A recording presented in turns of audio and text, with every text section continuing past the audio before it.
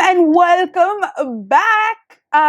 Today we are doing a wrap up of not only November but October because I didn't wrap that month up and tell you what books I read and what I felt about them. So I'm gonna do that in this ginormous video. I hope it's not ginormous. I hope it's quite short because I have already spoken about a lot of these books already in previous videos. So I will be linking you to that.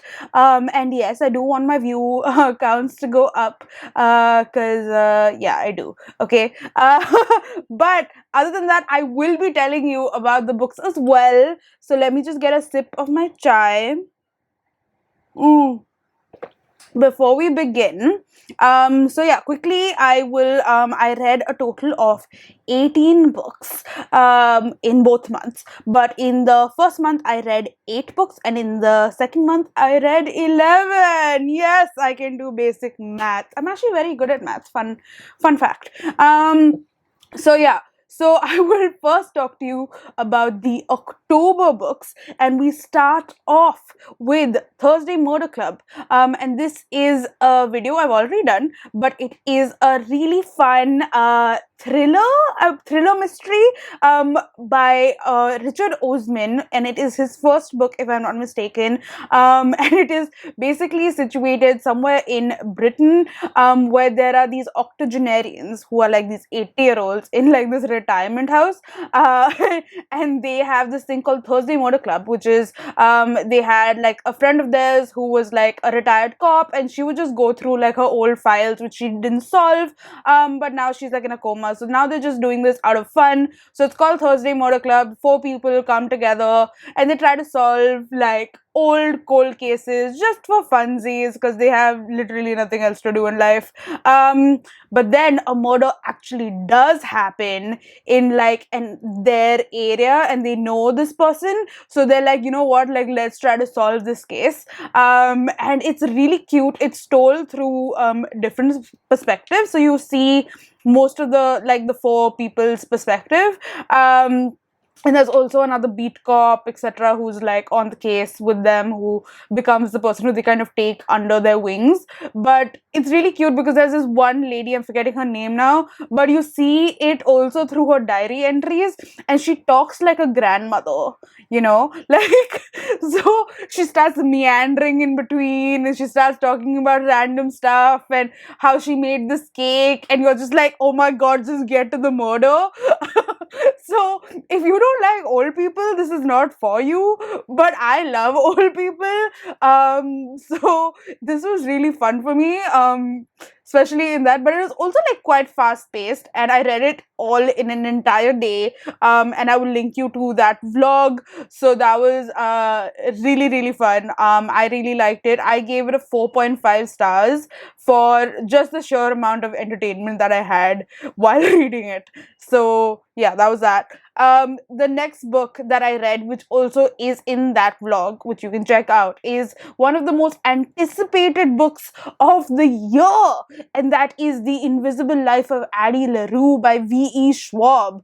And this book was a journey. So first, let me tell you what this book is about. It's about Addie LaRue, who essentially in the 1600s makes a deal with the devil, or with like a dark lord. For example, I mean, they never really tell you what exactly he is, but anyway, and the thing is that she wants to basically the boon of the curse that she's given is that she can live forever, but whoever that she meets will forget her as soon as she's out of their sight.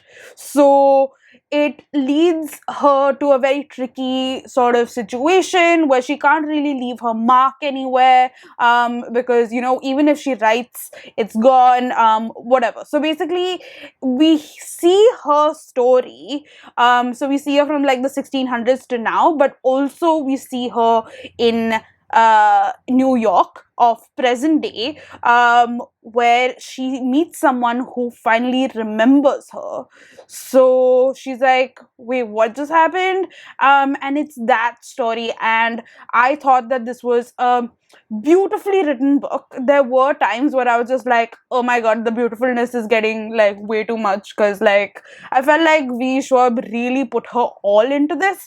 So I would really appreciate that, and I was just being salty, to be honest. But in between, I did feel like there were parts that were very like slow. But the end, holy shit, holy shit, the end, it made me sob. Like I was sobbing.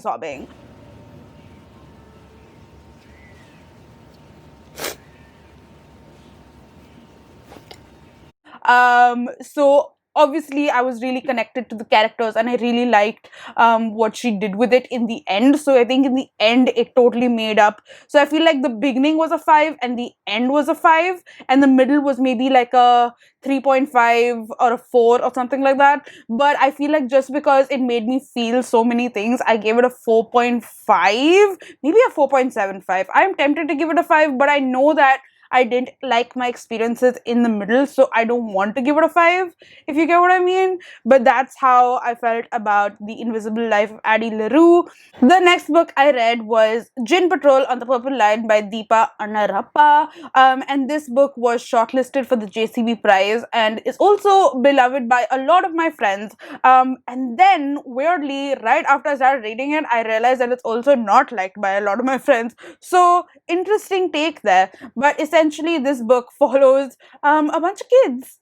Okay, so the first book was about a bunch of oldies. This one's about a bunch of kids who basically find out they live in this basti, or like a slum area in, I think, Delhi. They don't really like outwardly say which city it is, but it seemed like it was Delhi. And these kids, basically their schoolmates start going missing. So they think that it is a Djinn, or like one boy actually thinks that it's a Djinn, and they try to solve the case. Like they want to be like Sherlock and just like solve the case. And it's really cute. I really liked the perspectives from the children. I think I am a person who likes children as well, so maybe I just liked that language. I know a lot of people had an issue with the language because they felt like it felt too forced, with the sort of slangs and colloquialisms that were being used. I didn't really have so much of an issue with that though. So I really liked the story. It was also like fast paced ish. And yeah, I quite liked it. So I gave it a 4 star. I just thought it was cute, it was nice, it wasn't like stunning, amazing, oh my god, but it was a good book. So I gave it a 4 star, or maybe like a 3.75, but like a 4. I liked it. The next book I read is It's All in Your Head, M by Manjiri Indurkar. And this is a memoir that was given to me by Westland Books. So thank you so much, Westland, for giving this to me to review.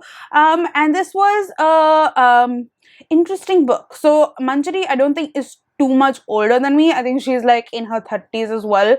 And she talks about her experiences in terms of like the trauma that she went through and how that kind of bubbled up and showed itself in her current day, and how she kind of dealt with it, and what all sort of happened and all of that sort of stuff. I liked it. I thought that what she said was extremely relevant, and is an important book to be read in terms of the content, and because it speaks a lot about mental health, and like sexual assault, domestic violence, just not domestic violence, but domestic assault. I don't know how words. But I didn't like this book as much because of the way she wrote it, and I don't think that it is her fault. I think that maybe the editors could have done a better job with this one. So I didn't rate this, but I do think that it is a book that people should pick up because of its content and what it has to say. Moving on to a very different sort of book, and that is The Right Swipe by Alisha Rai. And this was a romance novel that I read for the currently reading book club hosted by Ali, who I absolutely adore. I will link her up and down. But she's awesome. And essentially, this book is a romance novel following this lady. I was gonna say girl, and I was like, nope, she's not a girl, she's a lady. And her name is Rhiannon, and she has like essentially she's created an app which is kind of like a Tinder, like a dating app, right? And then she meets this other guy who sort of like ghosted her, and they have like the sort of weird relationship. And what is his name? Ooh, okay. His name is Samson. Now, Samson was an ex-football player, and he is involved with this competitor dating app. And they kind of have to team up and do something to help each other's businesses thrive. But because they have this shared history, which was great at one point of time, but then became kind of fraught. It leads to some cute little hijinks, and then they maybe develop a relationship. And it's really cute. I liked it. I gave it a 3.5 stars. There was some steamy scenes which were interesting. But I don't know, I thought that other than that it didn't really do too much, but I really liked Samson as a lead. He was really vulnerable. He had, I thought his background was more fleshed out in terms of like what he was passionate about and his vulnerabilities, as I said. So I really liked him as a character more than anything else in the book, to be honest. So I think that kind of led me on. And yeah, I gave it, as I said, 3.5. Enjoyable, nice, cute, fun read. And that's about it. The next book that I read was part of my Scaredy Cat readathon vlog, which was a total flop for me, but well, it's cool. Never mind. So the book that I read was We Have Always Lived in the Castle by Shirley Jackson. And Shirley Jackson, ladies and gentlemen, is becoming one of my favorite writers of all time because I love the way she writes her characters and the way she writes her plots. Like, I mean, plots are great, but her characterizations and the way, like, these people seem real. Like, they seem fucked up, but they seem real. Like, oh my god, so good. I have read 2 books of her so far. One is this one, and the previous one was Dark Tales, which is a collection of short stories. Ooh, so good. I am a full fangirl, and I really need to read more of her books. But essentially, this book is this really tiny, I think 160 odd page book.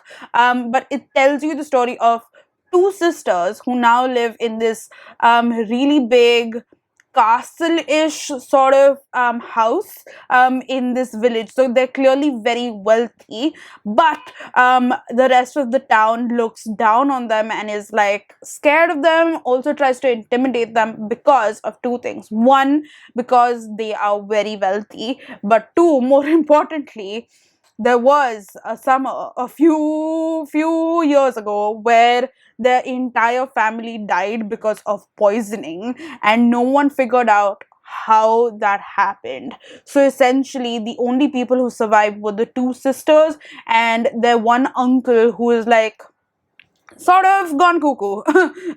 But yeah, and people think obviously that the elder sister has done it, and the younger sister then just is the sort of person who kind of goes to the village to get groceries and stuff like that. But they really clearly make their life miserable while they're there in the village, and it's just all around, like, you just feel like on tenterhooks because you're just like, what is going on, and why are these people goddamn evil? And just like, it's just like, wow, can people really be like this? Because they actually can. Like, we have seen people like with mob mentality just like want to rip people apart and rip people down.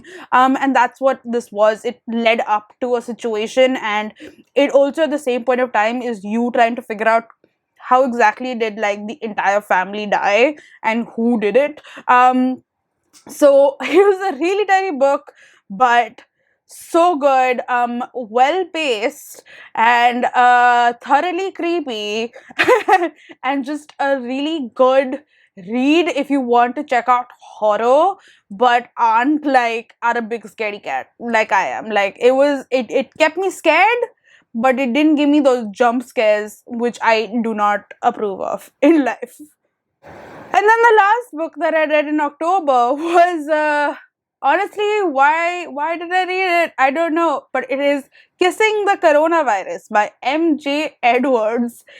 This book was all the rage on book Twitter, booktube in general, because this is a really weird erotica sort of situation where there's this doctor who's sexually attracted to the coronavirus as the coronavirus. Like, she's attracted to the coronavirus, and she's trying to work on a vaccine, but she's attracted to the virus.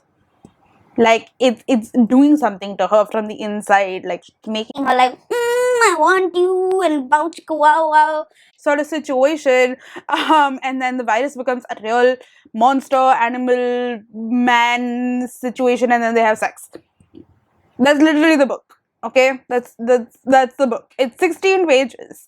So I read it because everyone was talking about it, and also Cindy from Read with Cindy did like this really funny, in-depth sort of situation where she like broke it down, and she was like, this is an allegory for consumerism or some shit. I don't quite remember. But I wanted to read it before I watched that video, so I decided to read it because it was only 16 pages, and I was like, why the fuck not? And I honestly gave this 2 stars because the amount that I laughed while reading this was insane. Like, I was just like, what is going on? But also like, lol.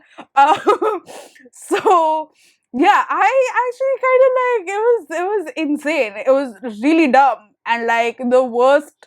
Like, honestly, it wasn't like badly written. Like, grammar, everything was fine. But just like, what the fuck in terms of the contents. So yeah, wait, let me try to see if I have I can read out parts. Wait, hold on. I found one. And this was like on the first page, okay? This was, despite the devastation the virus was causing across the globe, Alexa felt a rush of excitement every time she picked up the corona sample, like a pulsating erect penis, desperate to unleash its devastation on anyone who touched it. What the fuck, dude? So, yeah, just a lot of like not PG-13, PG-18 sort of situation stuff that was in this, and I get why people are mad at it as well, because you can't like trivialize such like an insane thing that's been happening in the world that has obviously caused huge devastation in actuality to people's lives and stuff like that. But and I am in no way saying that this is a good thing, but it was just a entertaining read for then, if you can remove all of that from your brain. And now moving on to November. Wow, okay. So, November, I read 11 books. It was a fun time. I've already spoken about a lot of these books in previous vlogs and videos, so I will link them up down wherever. But essentially, the first book that I read, which I was actually reading in October that carried on till November, was The City of Brass by S.A. Chakraborty, and this is a book that was much talked about in the booktube community, because the third book of the trilogy, which is the finale, which is the Empire of Gold, if I'm not mistaken, came out this year, and everyone was reading it, and they were just like, oh my god, this book is amazing. So I was like, cool, I will read it. And it was part of my Scary Cat Readathon vlog, which I have already told you to check out, so hopefully you will check out, because as I said, I was traveling during it, and it's a fun time, because there's like travel montages, all of that sort of stuff. It's good. How many times will I tell you to check out my other videos?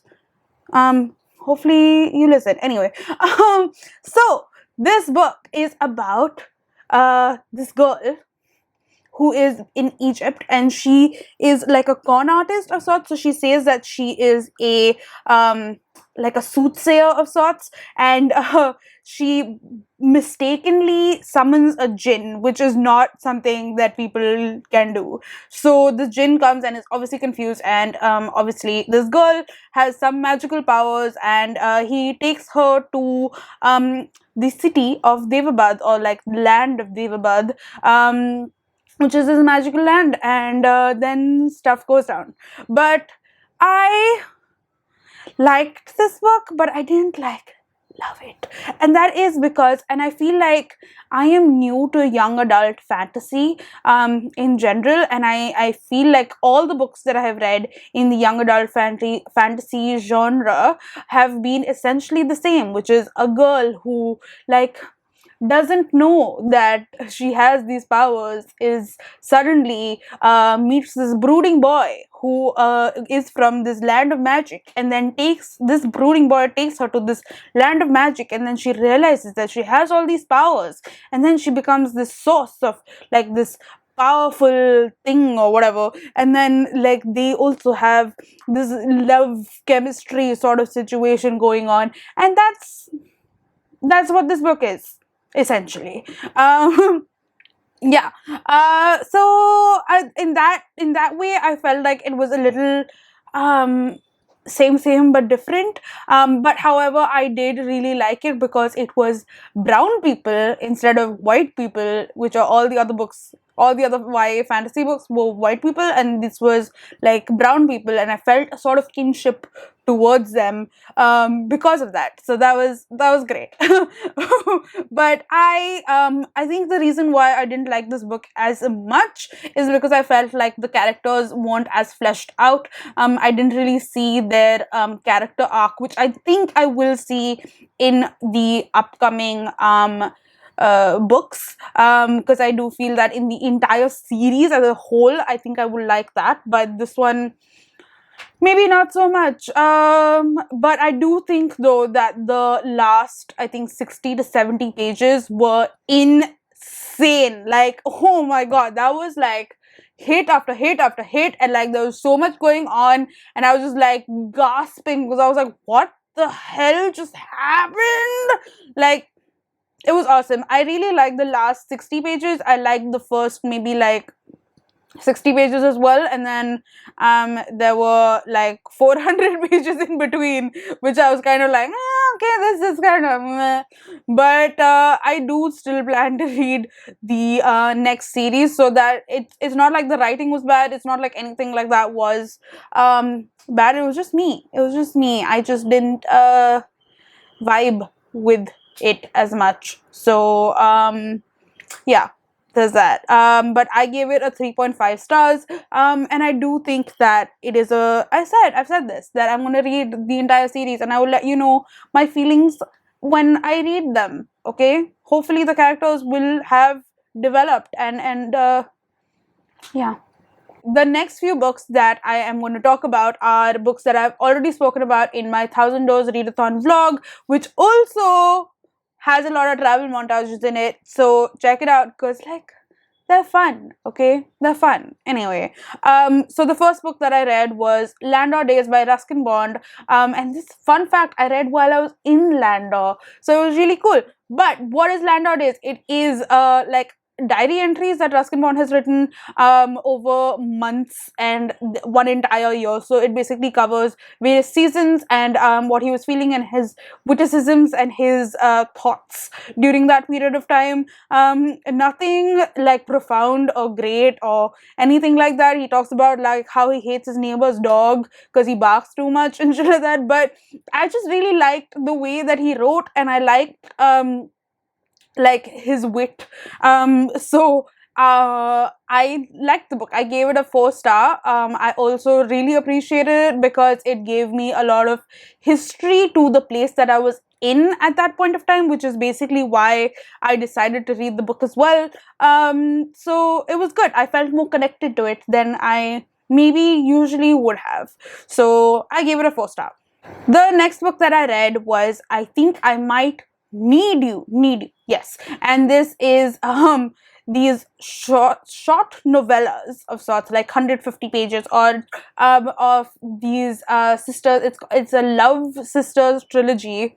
Okay, so each book follows one sister, and I read one book earlier, and then I read 2 other books, one during the time that I was traveling and one later, but I will talk about both of them now. Okay, so one was I Think I Might Need You, and the other one was I Think I Might Want You, and both of them are nice. I like the second one better than the third one.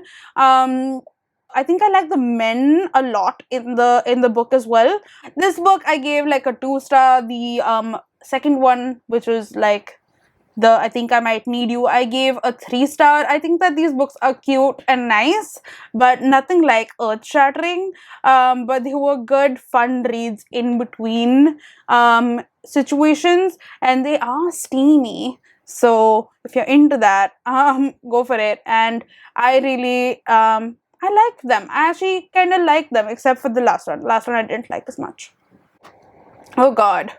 The next book that I read was The House in the Cerulean Sea, and this book is like lauded in booktube, like, or just the book world in general. They freaking love this book, and they're like, this book made me cry. And you all know that I am emotional as fuck. Everything makes me cry. So I was ready, okay? I was ready for this book to shatter me like it shattered so many other people, but it did not. Like, was it cute? Yes. Did I see the moments in which people did get shattered? Yes.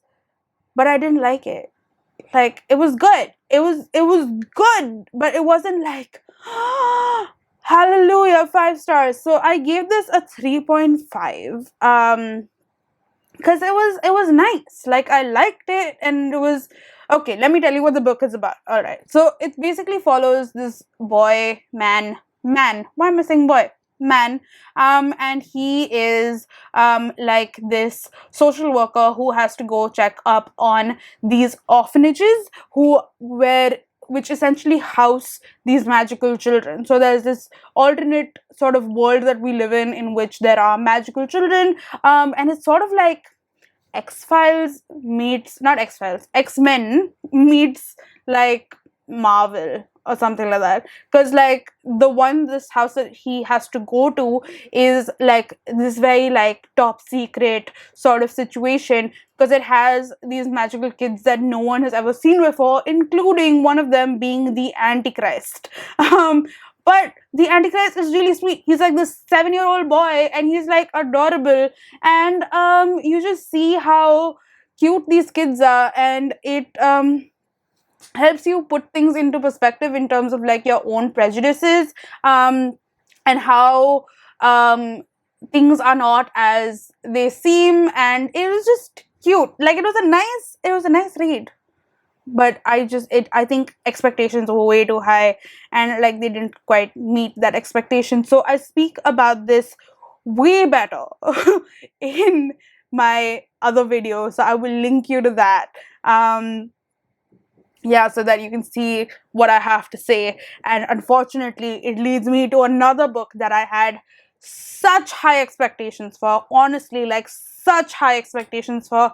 And it was again a good book, but I gave it like a 3.9 7.5, maybe a 4, and that is The Death of Vivek OG by Akwaeke Emezi, and it hurts me. It hurts me that I did not like their book. But I mean, okay, it had a particular trope that happened in the book, um, which was very questionable.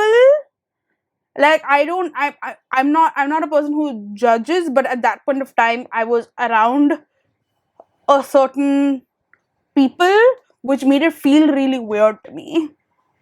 You will I'm being very, very vague because I don't want to give out spoilers, but that's basically what it was. Okay, like that. I think that diluted it a little bit for me. Also, I feel like this was a book that I should have read in one go, because it was that sort of like, it's a short-ish book, like maybe like 300 pages to the max. It says, yeah, 245 pages. So it was quite short, and I should have read it in one go to kind of like have all of those feelings milling around in my head. But I read it over a stretch of time, because it was Diwali, so I was very distracted, honestly, when I was reading it. So that's probably why I'm just trying to make excuses in my head for why I didn't like it as much. I do think that this book was very powerful, though. I felt all of the emotions. I loved the representation that it had. I loved the colloquialisms for that it had, not only for Nigerian people, but also, but also Indians. And I haven't told you what the hell this book is about. Okay, so this book follows Vivek OG, and in the very beginning, we get to know from the title that he dies. But we essentially get to know why he died. So we see like his life leading up to it, from like him being a child, and like his parents and how they fell in love and all of that sort of stuff, to like the death. But we also see his, like, what his death has caused to close members of his family and his friends, and how that they kind of deal with that grief. So it's very, very interesting and very emotional, and I feel like Akwaeke Emezi has this beautiful way of writing words that make you feel a lot of things. So in terms of that, yes, amazing, stunning. But I feel like it just wasn't. It was a book that I read at the wrong point of time. So yeah, I gave it a 3.75 maybe. The next three books are all graphic novels. So look at me, I'm diversifying. This is amazing.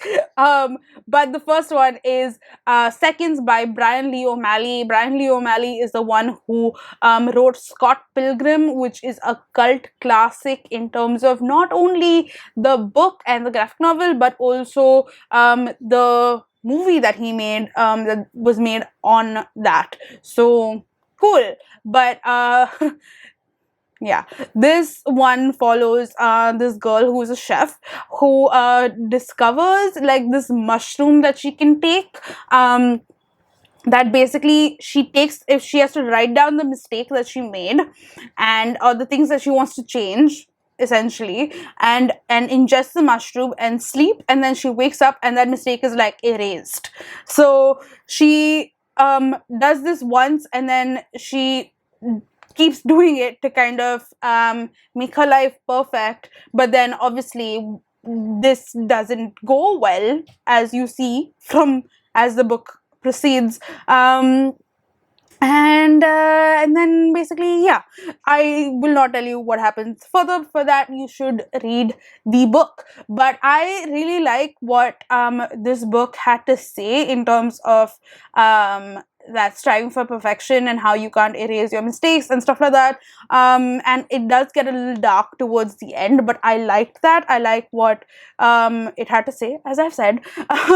And I like the illustrations as well. I thought they were really funky and cool. And I think I read it's quite thick. I think like it's about 350 40 pages, and I read it in a span of like maybe a little more than an hour. So I was really hooked to it. I really, really enjoyed it. And I gave it a 4 star. The next two graphic novels I read were the Saga graphic novels, and holy shit, what have I been missing out on in my entire life? I swear to God, I was like, I have seen people talking about this and being like, oh my God, these graphic novels are insane and they're so good. And then I was like, yeah, okay, whatever. And then I read them and I was like, holy shit, these are amazing. It was a movie in front of my eyes. Like, I was like reading a movie. It was so good. The illustrations, stunning. The storylines, the way it interconnected, so good. But essentially, what this book and graphic novel is about these two different sort of people who come from two very different worlds, literally, who are warring against each other, and they're soldiers, but then they fall in love, and they have this child, and essentially people are trying to hunt them down and kill them because of this. And then there are a lot of people that you kind of see through this journey, and them as well. And I just loved the way that this was written. Just as I said, the way you see the past, the present, the other people's lives, how they kind of come into their lives, and how it was just so flawlessly done.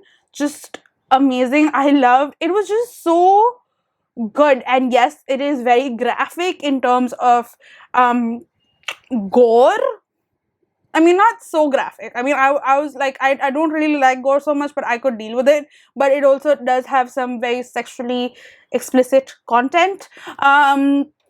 So that's interesting. But I really enjoyed it. I want volume 3, 4, 5, 6, 7, 8, whatever, all right now. But they are so expensive, and I am so broke. So I am actually, because I have no shame, going to link down my what's it called, wish list. And if anyone is kind enough and wants to buy me the graphic novels, you can do it. I have no expectations whatsoever, but if someone does, I will be very, very happy. All right, are you ready? We're on the last two books, okay? And the next book that I read was Padmavati, the Harlot, and Other Stories by Kamala. This is the translated Indian book, which was republished by Aleph this year. And I really like Kamala as a writer. She was so brazen and amazing. I read her memoir, which is My Story, which I would highly recommend. But I was really excited to read this book, and I thought that again, you see the way that she writes about people, and I love the way that she writes about people. Like, she really gets people, and you can see that. And there were these really short stories, which were probably like page and a half. There was one in between, which is probably my favorite, which was about 30 pages out of the 100 pages of this book. Like, it's tiny.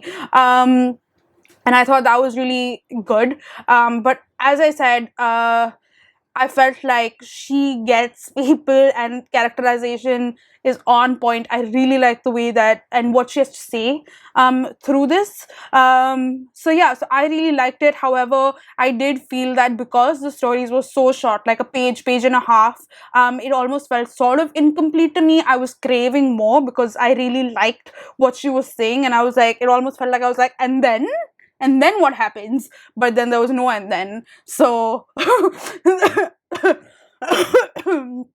sorry. So yeah, so that was my only gripe with it. It was really short and wonderful to read. And I gave it a 3.5 stars. And we're on the last book. Oh my God, I'm so excited. And the last book was one of my favorite books of the year, and that is Wolf by Wolf by Ryan Graudin.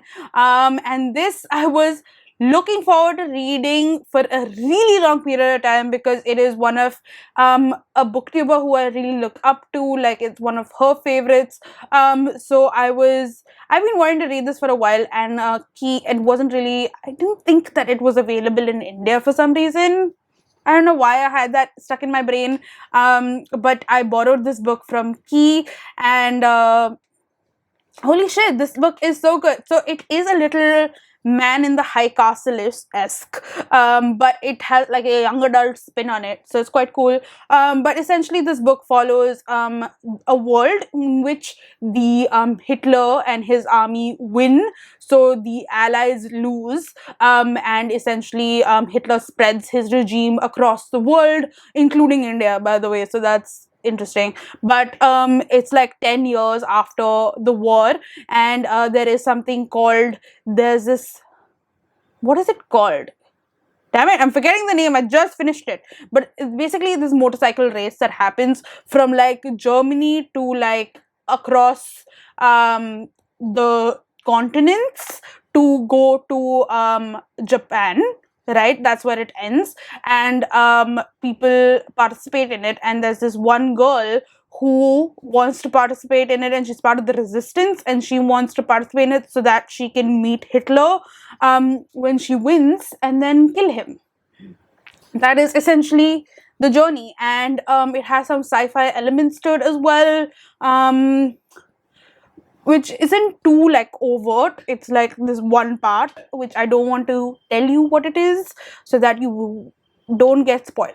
But I thought it was interesting. I thought this book was very fast paced. There was a lot that happened, obviously, because there's a lot on like on stake. What? I've spoken for way too long. Okay, I've forgotten only like English altogether. Everything. Anyway, there was a lot on stake, in stake, lot on stake, lot on. No, not at stake. What an idiot. Okay, lot at stake. This is like, who? Okay, there was a lot at stake, obviously. So then there was a lot like happening in terms of like the race and who's ahead and who's like behind, and but they also show like a lot of the past and what exactly was happening in this girl's life. And I'm forgetting her name, which is so idiotic. Yale. I really like this book. This was great. It was fast paced. It was well written. It was pacey. It was just a fun, simple sort of read, and yeah, I liked it. So that is the end. Oh my god, we have reached the end. This is amazing. If you have reached the end, comment down below with the word wow or some sparkles. Like, you know what I mean? So yeah, that would just, I don't know, give me some happiness. So that was it. Do let me know if you are going to read any of these books, or if you have read any of these books and you have thoughts. Love to discuss books. So you know, that's literally the reason why I started this channel. And if you have any other books that you would like to recommend me based on these books, or anything like that, just like, you know what, go crazy, do whatever you want. I am excited for you. I'm excited for me. I don't even know what I'm saying anymore. I have spoken for way too long right now. This is going to take me forever to edit, but well, bye.